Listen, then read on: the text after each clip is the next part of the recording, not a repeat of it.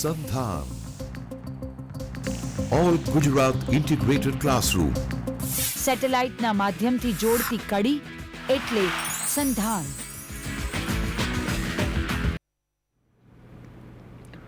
નમસ્કાર. સંધાનના આ માધ્યમ દ્વારા આજે સ્કોપના કાર્યક્રમ અંતર્ગત આપણે જે વિષયની વાત કરવાના છીએ તે છે ઇફેક્ટિવ કમ્યુનિકેશન સ્કિલ્સ. આમ તો મિત્રો, ઇફેક્ટિવ કમ્યુનિકેશન સ્કિલ્સ એ એટલી બધી મહત્ત્વની વાત બને છે કે જીવનમાં weather it is a part of your professional life or May B your personal life, it becomes very essential that one has to be good at communication skills. સામાન્ય વ્યવહારની ભાષામાં આપણે જેને વાતચીત કરવાની કલા તરીકે જાણીએ છીએ એ જ ઇફેક્ટિવ કમ્યુનિકેશન સ્કિલ્સ વિશે આજે આપણે વાત કરવાના છીએ. સો in the very beginning of this particular topic, effective communication skills, first of all, it is very much required that we need to know something about the background of the term communication. What exactly the term communication means? Basically, communication is a two-way process, and when it comes to two-way process, definitely it requires two different parties. These two different parties are involved in the process of communication. And now, what exactly the process of communication is? Apart from this, today we are going to discuss few tips and techniques for effective communication skills. We are also going to discuss something about how exactly and what exactly happens in the process of communication. So, if we begin with the term communication does have its origin in the Latin term communicare, which means to share, to participate.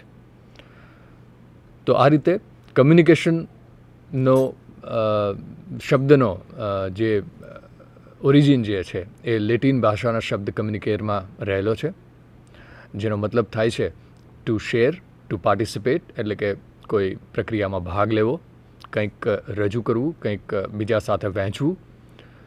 So the term communication has been derived from the Latin term communicare, and it's a process, it's a kind of exchange, right?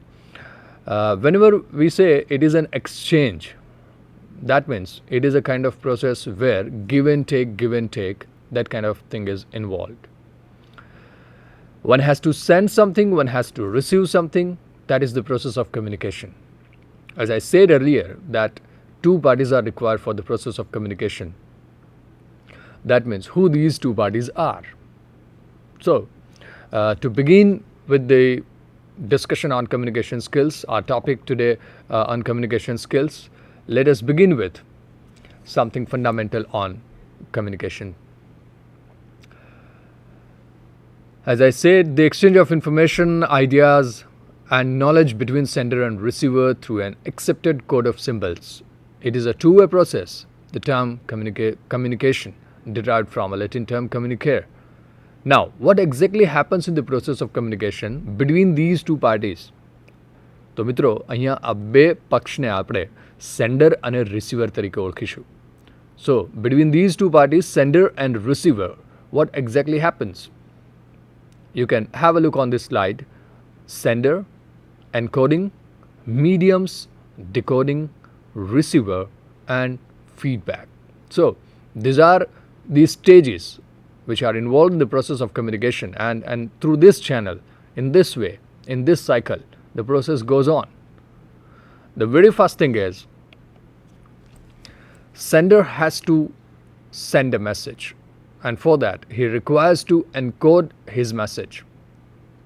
Now, what exactly sender wants to convey and how he conveys it, on the basis of this, he has to encode the entire message. To encode his message, what helps? Then there comes medium. Medium can be language, it can be body language, or it can be even signs and symbols, through which sender can encode his message to send it to the receiver. Now, encoding means આપણે જ્યારે વાત કરીએ છીએ ત્યારે ભાષાનો જે પ્રયોગ કરીએ, અથવા તો આપણા શરીરની કોઈ સાઇન અથવા તો બોડી લેંગ્વેજનો ઉપયોગ કરીએ. શરીરના કોઈ ઇશારા દ્વારા વાતને રજૂ કરીએ તો આ વાત થઈ માધ્યમની એટલે કે મીડિયમની.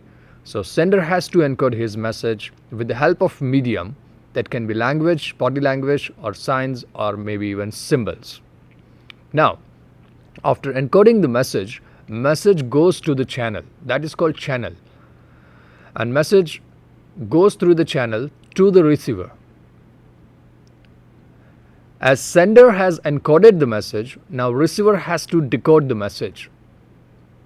Decode ને સામાન્ય ભાષામાં સમજીએ મિત્રો તો જ્યારે મેસેજનું ડિકોડિંગ કરવામાં આવે એટલે કે મળેલા સંદેશાનું મળેલા કમ્યુનિકેશન મેસેજનું આપણે કેવી રીતે ડિકોડિંગ કરી શકીએ.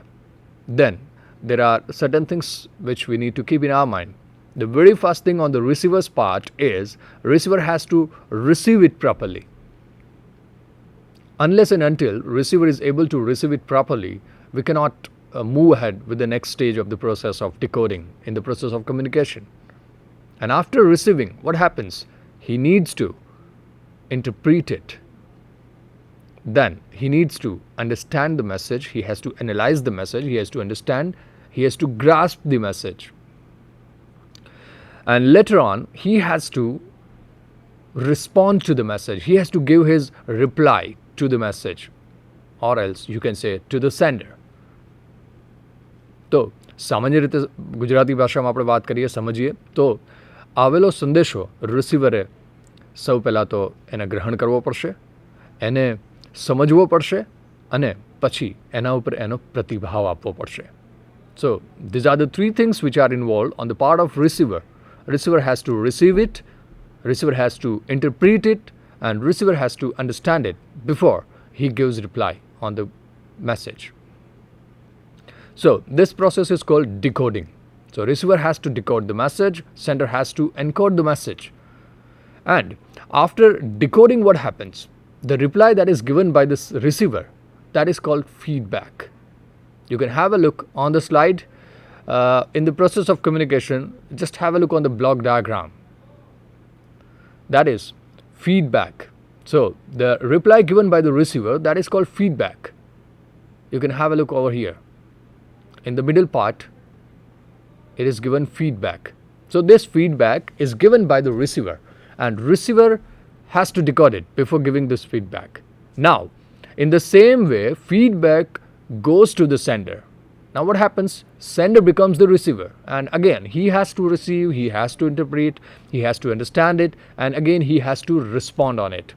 So in this same way, in this cycle, the process of communication goes on and on. So that's called process of communication. So મને લાગે છે કે મિત્રો આ પ્રોસેસ ઓફ કમ્યુનિકેશનના આ બ્લોક ડાયાગ્રામથી આખી કમ્યુનિકેશનની જે પૃષ્ઠભૂમિ થવી જોઈએ, જે કન્સેપ્ટ તમને સરળતાથી સમજાવવો જોઈએ એ તમે સમજી શક્યા હશો. વાતને આપણે આગળ વધારીએ. Noise in communication.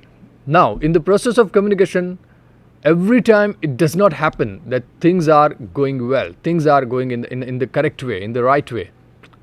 Many a times it happens that even after the efforts from the sender side or maybe receiver side or maybe from both the sides, certain things go wrong.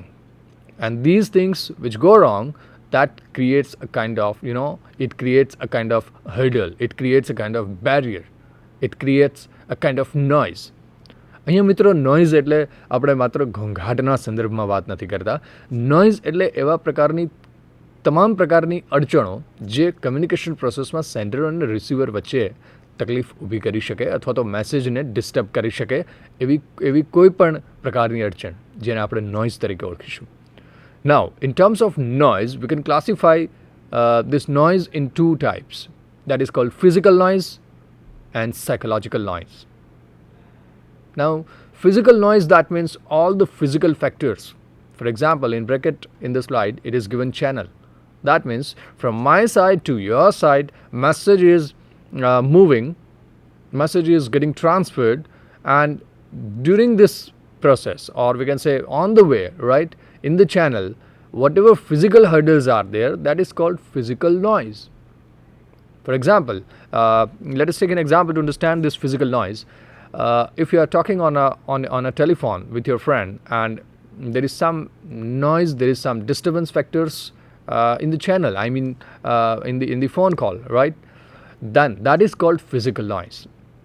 Suppose a meeting is going on and outside the meeting place people are making a lot of noise, or else while you are attending a classroom in the institute and fans are making a lot of noise. So these are the examples of physical noise.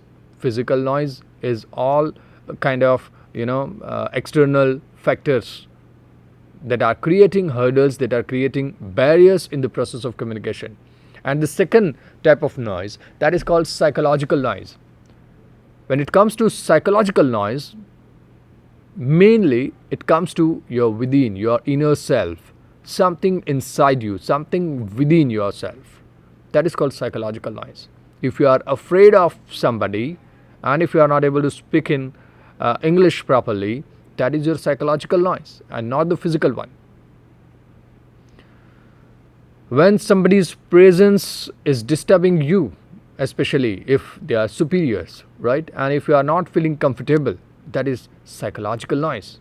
If you are not much prepared about the topic that you are going to discuss in front of the audience, that is your psychological noise. So these kind of factors which are related to your inner self, your within, your psychological factors, that is called psychological noise. Let us have a look on the reasons like faulty background, surrounding noise, high volume, illegible handwriting, ambiguous sentence structure, faulty grammar patterns, misspelling, spelling errors, incorrect pronunciation or punctuation maybe. Right. So these are the noise factors, these are the hurdles, these are the obstacles, these are the barriers. Let us move ahead. Now, moving ahead with the types of communication, we must be aware of two different things, that is called general communication and technical communication. Because see, majority of times whenever it comes to informal communication, we are using general communication pattern, right? And whenever it comes to formal communication, some official purposes and official communication and all that, we are doing technical communication. We are a part of technical communication. And it is must that you must be clear about these two things. What is exactly general communication is and what exactly technical communication is. So let us have a look on the differences between these two terms. General communication contains a general message. It is informal in style and approach. There is no set pattern to be followed. Mostly, generally, it is oral in the style. Not always for a specific audience. No use of technical terms or graphics. So, this becomes general communication. તો મિત્રો આને સરળ શબ્દોમાં પણ આપણે વાત કરીએ તો જનરલ કમ્યુનિકેશન એટલે એવી સાદી વ્યવહારની વાતચીતની ભાષા અથવા તો એવી સિચ્યુએશન્સ જેની અંદર તમે સરળ ભાષા પ્રયોગ કરો છો, કોઈ જાતના ફોર્મેટને ફોલો કરવાનું એમાં જરૂરી નથી. ખાસ કરીને ટેકનિકલ શબ્દો, ટર્મ્સ એન્ડ ગ્રાફિક્સ એન્ડ આવી કોઈ વસ્તુઓ એની અંદર આપણે ભાષામાં પ્રયોગમાં લેતા નથી. So that is called general communication. Let us move ahead with technical communication. It contains a technical message. It becomes purely technical, which requires kind of technical background as well. If you don't have that sort of technical background, then you will not be able to understand it properly. Mostly formal in style and approach. See, when it comes to formal and informal, we must be aware of one thing, that when it comes to formal, it becomes official and you cannot use slang. Slang એટલે એવી ભાષા કે જે લગભગ આપણે ઘરેલું અંદાજમાં અથવા તો વ્યક્તિગત વાતચીતના વ્યવહારમાં વાપરી શકીએ, પરંતુ જ્યારે પણ એ ઓફિશિયલ કમ્યુનિકેશનની વાત આવે ત્યાં વાપરી શકીએ નહીં. So, whenever it comes to formal and informal, these things are different. The way you are using language, choice of words, maybe even you can say the kind of sentence structures that you are using, right? So that is the difference between formal and informal. So in technical communication, mostly it is formal in style and approach as well. It follows a set pattern. For example, if it is a technical report, then you need to follow a kind of pattern, a format in which you have to draft your report. If it is a professional presentation, again, you have to follow a pattern. You have to begin with certain things, you have to talk about certain things in certain manners only, and you have to conclude it in certain style. So that is, we can say, it follows a set pattern. Another thing we can say, it can be oral or it can be written even. But mind it very well, whether it is oral or written, it doesn't make any difference, but it should be formally formatted. It should be formal in style and approach. Always for a specific audience. What does it mean? As I said earlier, that whenever you are participating in a kind of technical communication, you need to have a kind of relevant background for it. Right? That is we can say a prerequisite. And generally, it is assumed that in technical communication, even your audience, they are having technically, sound background, sound knowledge about that particular technical area that you are going to discuss, that you are going to talk about. So it is always for a specific audience. It frequently involves jargons, graphics, etc. See, when it comes to technical communication, it uses jargons. Jargons નો અર્થ શું થાય મિત્રો?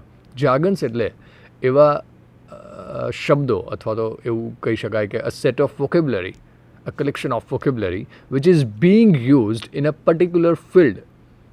It can be a field of some profession, it can be field of some studies, right? ખાસ કરીને વાત કરીએ તો મેડિકલના વિદ્યાર્થીઓની જે ટર્મિનોલોજી હોય, એમના સ્ટડીઝમાં વપરાતા જે શબ્દો હોય એ એન્જિનિયરિંગમાં નહીં વપરાતા હોય. એન્જિનિયરિંગમાં જે વપરાય છે મેડિકલમાં નહીં વપરાતા હોય, અને એમાં જે વપરાય છે એ આર્ટ્સ, કોમર્સ કે સાયન્સ કે બીજી કોઈ ફેકલ્ટીમાં વપરાતા નથી હોતા. સો that kind of a particular set of vocabulary, a collection of vocabulary which are being used in a particular field. It can be field of profession, it can be field of studies, right? That is called jargon. So technical communication frequently uses jargons and graphics for